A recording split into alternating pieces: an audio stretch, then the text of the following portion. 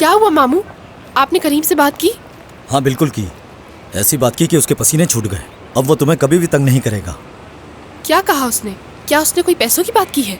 हाँ, उसे समझाना मुश्किल था मगर वो मान गया है। मैंने उससे वादा किया थोड़े पैसे दे दूंगा और समझा दिया है प्रेस वाले से बात करने की जरूरत नहीं। मैंने उससे कहा अगर उसने ऐसा किया तो उसे एक पाई नहीं मिलेगी और वो कमाल वो उस पर बिल्डोजर लेकर चढ़ जाएगा। वैसे मैंने उसकी थोड़ी बहुत धुलाई तो कर दिया, वो ऐसा कुछ नहीं करेगा।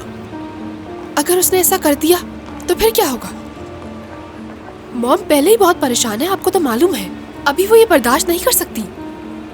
एक तरफ कादिर है, दूसरी तरफ सर्जरी का खौफ, और अब ये करीम का मसला।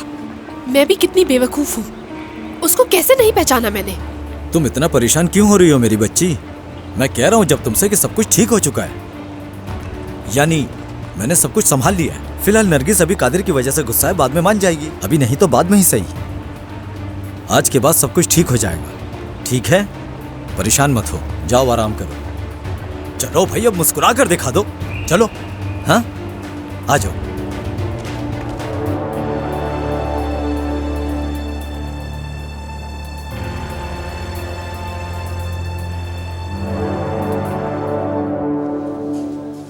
अभी तो सब कुछ ठीक लग रहा है मुझे, मगर हम सुबह एक दफ़ा फिर से चेक करेंगे ताकि ऑपरेशन के वक्त कोई प्रॉब्लम ना हो। अगर सब कुछ सही रहा तो 24 घंटे में बाहर आ जाएगा। इंशाल्लाह ऐसा ही होगा। अल्लाह हमारे लिए आसानी फरमाए। मैं कादिर को भी चेक कर लेता हूँ और हाँ तुम बाद में आ जाना। हमें तुम पर पूरा भरोसा है आरिफ, और तुम पर भी औरान। आप यकीन कर सकती हैं कि हम अपनी पूरी कोशिश करेंगे नताशा साहिबा। यकीन है।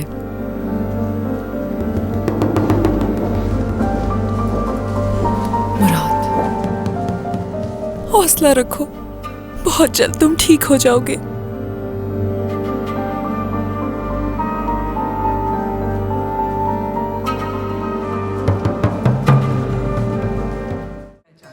और आप ना भूलिएगा to subscribe to Aan TV's YouTube channel for more details.